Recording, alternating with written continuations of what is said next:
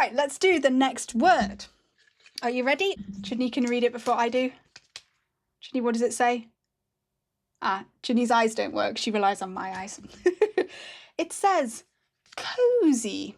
So I have this jar filled with random word prompts, and I'm going to be pulling words from this jar and seeing what stories they spark. But there is a magical twist. This is not a normal channel.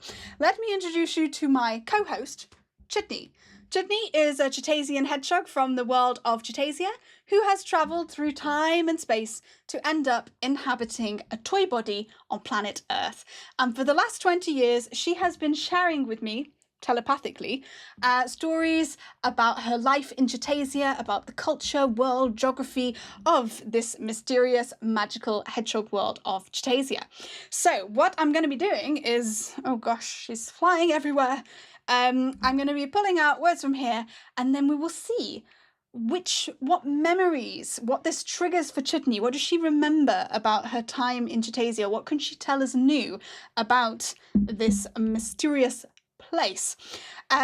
So let's pull out the first word. I don't know what it's going to be, by the way. Let's read the word. Are you ready, Chutney? Whoa! It is one and only. Interesting. One and only. What does that make you think of? Well, for me, it does make me think of course, the song. So, one and only, what does that make you think of? Well, I'm thinking about songs. I'm getting something about songs. So one of Chutney's favourite bands in Chutasia is called the Beetroot Babes. And they are some pink hedgehogs. And I've covered in another video why they are pink. And they are like a touring girl group. And I wonder if they do a song, maybe even a hit song, which is called One and Only. I don't know if it is indeed the song One and Only by Rick Astley, is it? No, it's not. It's sort of like a Chutasian version of One and Only by Rick Astley. She says...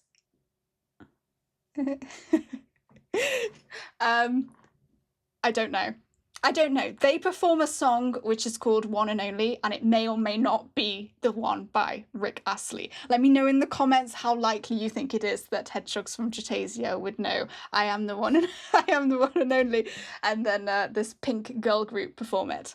I don't know, interesting. I feel like going for the next word. So some of these words, they do trigger longer stories. Some of them create more sort of confusing outcomes like that one, but it's all part of the fun. And as always, if you would like to add a word to the word jar, you can comment it below. You can actually add multiple words if you want. These words that we're using today have been written by my partner Max, who likes to sometimes mess with us a bit, doesn't he? So let's see what the next word is. Ambiguous stimulus. Okay. So, I think this might be hinting partly at one of my videos where I was talking about the meaning of Chutasia. So a lot of people who have these imaginary worlds and world building, there's like this large narrative going on about a story of good over evil, or the world is meant to represent some sort of purpose.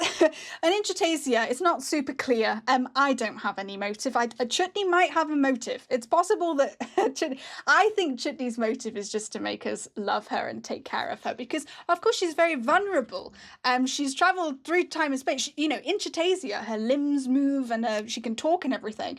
But on Earth, she's kind of trapped in this body and she's reliant on me to sort of take care of her. So I would say that although I don't have a motive in sharing Chutasia, Chutney probably has a little motive to make herself seem endearing or entertaining. So how does that relate to ambiguous stimulus?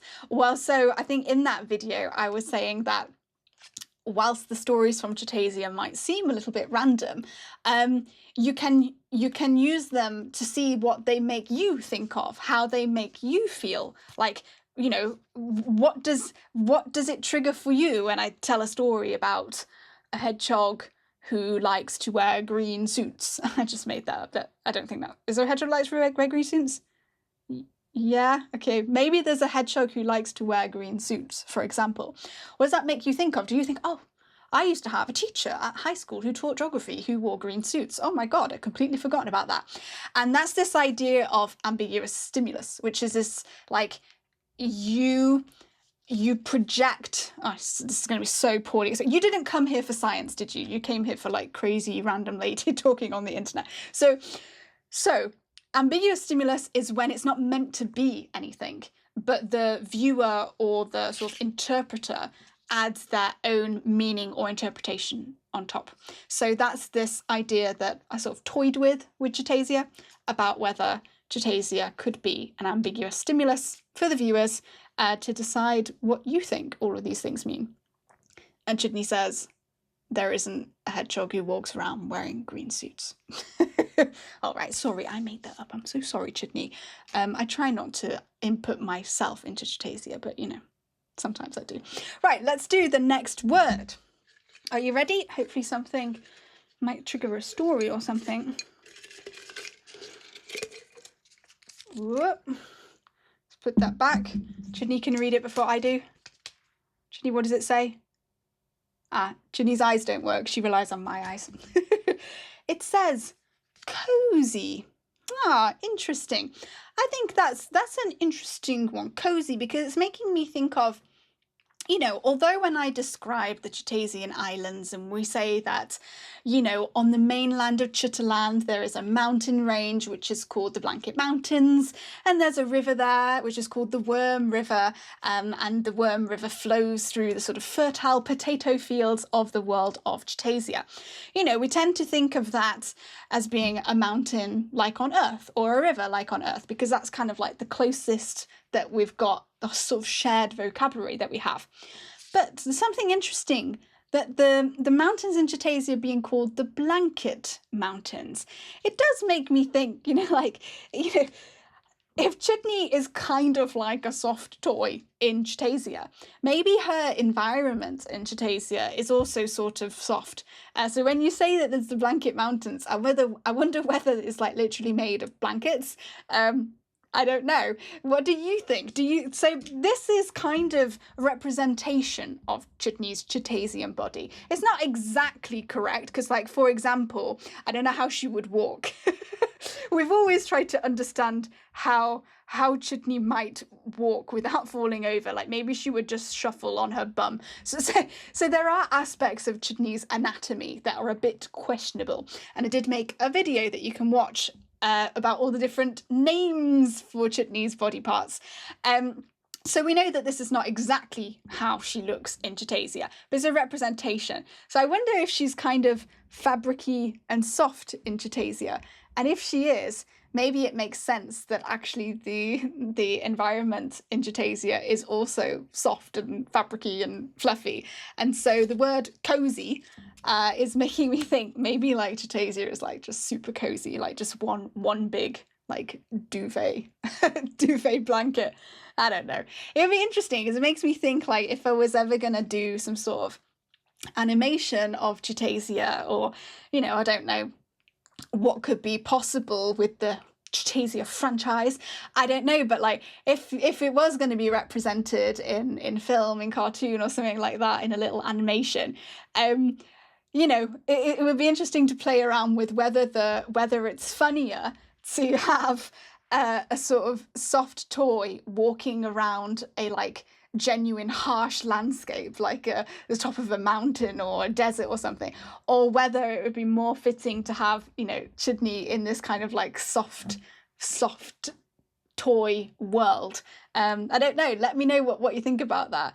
Yeah, right, so let's do one more word. This is going to be our last word for this video, and if you do want to add your own words to the word jar, you can put them in the comments and I will add them in, and maybe your word will be featured in the next video.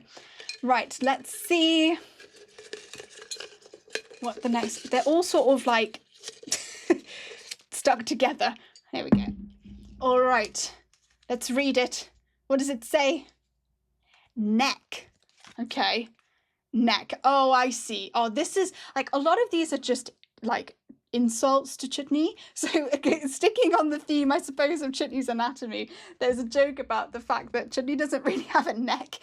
So I do have some of the other toys awaiting in case they would come up. So we do have someone like Alfredo, who is Chutney's dad. Say hello, Alfredo. And Alfredo does have a neck. So there are Chutasian hedgehogs who have necks, but Chutney doesn't. And I've discussed that in some of the other videos about the level of inbreeding within the Chutasian royal family. So I wonder whether the Chutasian royals, like maybe having a neck is not something that's necessary. Maybe having a neck, actually, in Chutasia, having a neck is the sign of being from a sort of lower class background, actually, I would say. So this is Chutney's dad. So, of course, okay, he ends up marrying a queen and being the father of the heir to the Chutasian throne. But he is from a more lowly background, you could say. He's from a family of cricket farmers.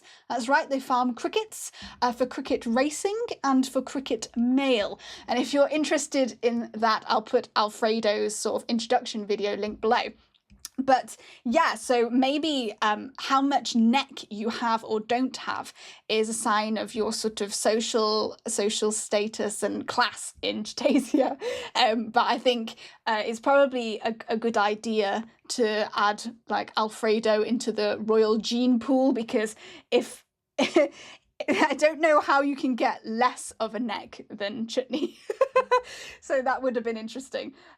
So yeah, that's what I have to say about neck, and that will be it for this video. So I'll see you all next time. Bye bye.